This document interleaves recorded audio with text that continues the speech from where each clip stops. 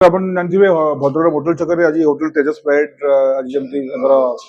inauguration ମାନେ ହଉଛି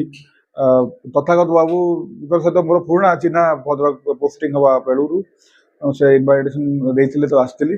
ତ ମୋର ଆମର ଗୋଟେ ଫାଇଦା ଏଇଟା ପୋଲିସ ପଏଣ୍ଟ ଅଫ୍ ଭ୍ୟୁରୁ ଯେହେତୁ ମୁଁ ପୋଲିସ ଡିପାର୍ଟମେଣ୍ଟରେ ଚାକିରି କରୁଛି ତେବେ ରାମନବମୀ ଆସେ କିମ୍ବା ଅନ୍ୟାନ୍ୟ ଫେଷ୍ଟିଭାଲ୍ସ ଆସେ ସେତେବେଳେ ଆମର ବହୁତ ସଂଖ୍ୟକ ଅଫିସର୍ସ ମାନେ